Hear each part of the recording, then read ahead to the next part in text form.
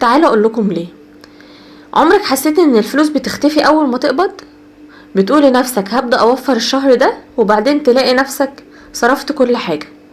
في الفيديو ده هقول لكم على طرق بسيطة جدا تخليك توفروا حتى لو دخلك قليل جدا. هنقول 7 نقاط. هنبدأ بأول حاجة. اول غلطة بنعملها اننا بنصرف وبعدين نشوف هنوفر ايه. ده غلط. يعني ان احنا اول ما بنقبض مثلا بنشوف مثلا هنجيب كذا ومحتاجين كذا وطلباتنا كذا وكاتبين لستة فبنجيبها. ده غلط. احنا لازم اول ما نقبض نشيل الاول الفلوس اللي هنوفرها. خبي 10% حتى لو مبلغ صغير. مثال مثلا، لو احنا مثلا بنقبض 3000 جنيه، هنشيل 300 على جنب. هنشيلهم خلاص اكنهم مجوش. انا قبضت فلوسي ناقصه 300 جنيه اجباري. ساعات كتير بتخصم لنا من مرتبنا، ساعات كتير بيحصل حاجه اضطريتي تطلعي فلوس، فانا ال 300 جنيه دول هشيلهم اكنهم مجوش من اول ما امسك الفلوس. خلاص انا مبقولش 300 على المبلغ مثلا اللي بيقبض 10 يشيل 300، اللي بيقبض 3 يشيل 300، لا انا بقول 10% عن المبلغ. وكل واحد عارف هو بيقبض كام هيشيل ال10% بتوعه. تاني حاجة، قاعدة 24 ساعة. يعني ايه قاعدة 24 ساعة؟ يعني قبل ما تشتري اي حاجة مش اساسية استني 24 ساعة. هتتفاجئ ان 70% من الحاجات انت مش محتاجاها او انت مش محتاجها خلاص. يعني انا مثلا انا قررت ان انا هشتري برفان، وهشتري ساعة، وهشتري قميص، وهشتري بنطلون، وهشتري شنطة، هشتري بلوزة، هشتري الحاجات دي. انا خلاص قررت ان انا عايزة اشتريها. ما انزلش اشتريها على طول او ما اطلبهاش اونلاين او ما اعملش كده، لا انا استنى 24 ساعة تاني يوم واشوف انا لسه عايزة ايه منهم. اللي لسه عايزاه منهم هو ده اللي انت محتاجاه فعلا. على الاقل هتلاقي نفسك صفيتيهم للنص. فاهماني؟ ده لو اساسا ما قلتش لا خلاص انا هجيب حاجتين بس من الليسته دي كلها. طبقي قاعده ال 24 ساعه. تالت حاجه، هنقلل المصاريف الصغيره. زي ايه مثلا؟ القهوه اليوميه، سناكس، طلبات الاونلاين. يعني مثلا انا متعوده كل يوم بشرب قهوه مثلا في الشغل، بدفع اي حاجه حتى لو 20 جنيه. فانا لا هقللها وهاخد مثلا معايا القهوه من البيت وهجهزها وكده واخدها في مج معايا بتاعتي. بشتري فطار، لا انا هوفر فلوس الفطار وهاخد اكل من البيت. بشتري ميه، برضو انا هوفر وهاخد الميه وحاجتي معايا من البيت. على قد ما تقدروا وفري المصاريف او وفر المصاريف الصغيرة دي، هتلاقيها عملت معاكم مبلغ كبير. مثلا 50 جنيه في اليوم هيعملوا 1500 جنيه في الشهر. يعني انا لو بصرف دي 50 جنيه يعني ده مصروفي، ده انا ده اللي انا باخده ده. لا بالعكس، المصروف اللي هو اليومي اللي هم ال 50 جنيه اللي بتجيبي بيهم القهوة دول هيفرقوا معاكي اخر الشهر 1500. وهنا ال1500 دي بداية ان احنا نجيب حاجة دهب، راجل او ست.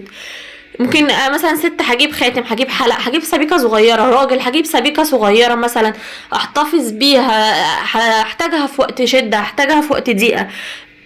التوفير مش للستات بس. رابع نقطة، ان احنا هنحدد الميزانية وهنقسم فلوسنا. يعني ايه؟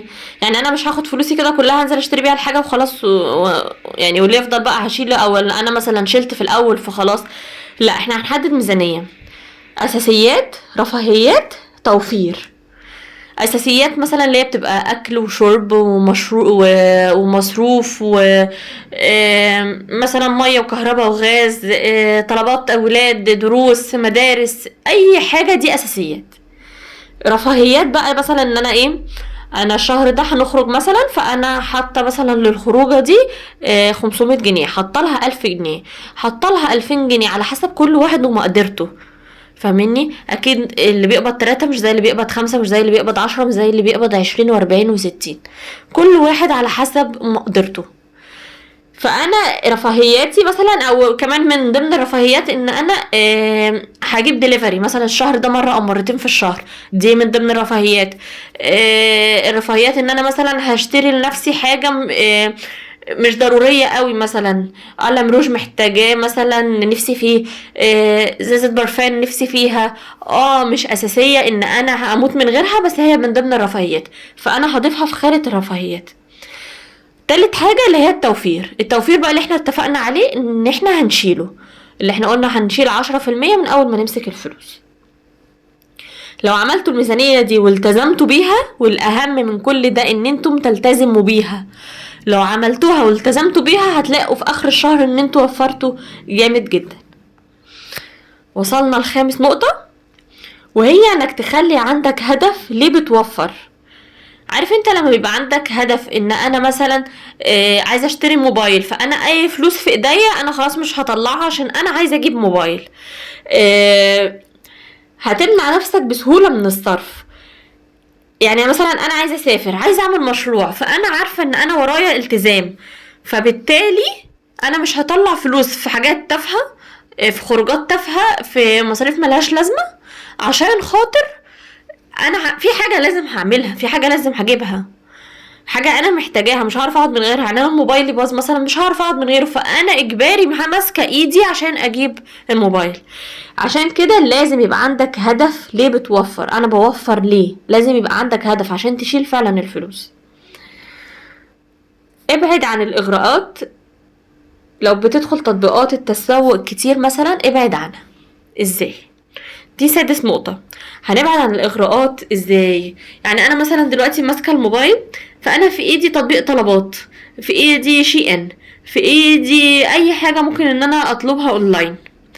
هنبعد بقى عن الحاجات دي، نقفل بقى التطبيقات شوية. يعني ممكن نجيب طلباتنا إن إحنا ننزل نجيبها، فبالتالي هنجيب على قد ما إحنا محتاجين. او حتى لو انا مش هعرف ان انا انزل اجيب طلباتي وهطلب من طلبات او اي حاجه، اتحكم في نفسي ان انا عايزه كذا وكذا وبس. ما اقولش بقى لا ما انا هدفع توصيل، طب ما انا اجيب بالمره بزياده، ما هو كده كده الحاجه في البيت بتنفعني. لا ما تعملش كده، لان كده احنا كده اللي بنوفره بنصرفه. قللي التصفح هتقللي الصرف. يعني مش كتر ما انا قاعده بتصفح على النت كده وبدور وبتفرج وكده بتعجبني حاجات ببقى معايا فلوس فاشتريها، لا. امسكي نفسك، اعرفي ان انت عندك هدف بتوفري له.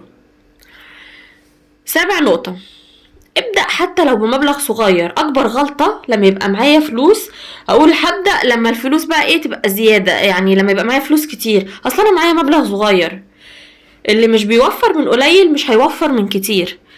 يعني ايه؟ يعني انا لو معايا مبلغ صغير ووفرت منه، برضو انا المستفيدة، انا اللي اخر الشهر هلاقي نفسي وفرت مبلغ هتبسط بيه وهجيب بيه حاجات تفيدني، هعمل بيه الحاجة الهدف اللي انا عايزاه. ما اقولش لا، ما اصل انا بقى اقبض 3000 جنيه انا هشيل منهم ايه؟ ده هم 3000 جنيه عمري هم اساسا بيكفوني. لو فضلت ماشي على المبدأ ده ان هو ده مبلغ صغير ومش هيكفيك، برضو مش هيكفيك. اما لو زي ما قلنا هناخد 10% من بداية ما قبضنا وننساهم اكنهم ضاعوا، اكنهم مش موجودين، فهيكفوك. هيكفوك عادي. هتقول انا بتزنق، كده كده بتزنق، مش مشكله اتزنق، ما انت كل شهر بتتزنق، ايه المشكله؟ وربنا بيعديها وربنا بيسترها معانا والدنيا بتعدي. لازم تشيل من فلوسك حتى لو حاجه صغيره جدا للتوفير. في حاجة كمان، يعني كده احنا خلصنا السبع نقاط اللي هما احنا اتفقنا عليهم في الفيديو ان احنا هنتكلم عن 7 نقاط. في حاجة مهمة جدا انا حابة ان انا اتكلم فيها، وهي الصدقة. لما بتتصدق ربنا بيكرمك وبيوسع رزقك وبيضاعف رزقك. ازاي يعني؟ طب انا كده هشيل ولا هوفر ولا هتصدق؟ تصدق حتى لو بحاجة بسيطة جدا، حتى لو بحاجة بسيطة. يعني انا عاملة اكلة مثلا في اليوم، فهطلع طبق هتصدق بيه لحد. انا معايا مثلا 20 جنيه، فهطلع منها 10 هديها لحد، وما زعلش ان انا طلعتها، لان انا ربنا هيردها لي اضعاف مضاعفة. الصدقة بتبارك رزقك وبتسترها، ربنا بيسترها معاك، وبتلاقي نفسك مستور ومش محتاج. حتى لو انت جيت مثلا في اخر الشهر او نص الشهر احتجت، بتلاقي ربنا فتح لك باب ان انت تتستر معاك من اي ناحية. حد مثلا بيديلك فلوس، طلبت حتى من فلوس من حد، وبدل ما يقولك لا والله انا معيش، انا ظروفي مش كويسه، هتلاقيه بيقولك ماشي خد انا معايا مثلا زياده ونبقى نتحاسب مثلا بعدين. بتلاقي اتردت لك يعني على هيئة حاجات كتير، اتردت في فلوس، اتردت في ان انت حتى لما تيجي مثلا تستلف من حد او ان انت تاخد حاجة من حد بتلاقيها اتيسرت ووافق لك عليها.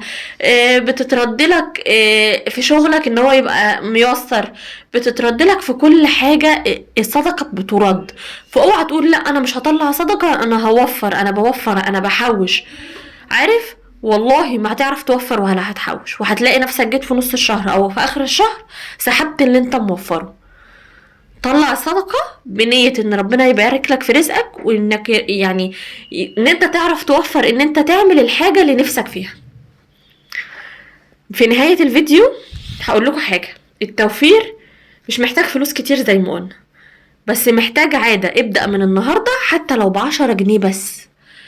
انا حتى لو هبدأ ب10 جنيه بس، هجيب حصالة، هجيب دفتر هحط فيه الفلوس مثلا، هجيب شنطة، هجيب اي حاجة بعيدة عن ايدي، واقول مهما حصل دي مش فلوسي، دي مش بتاعتي.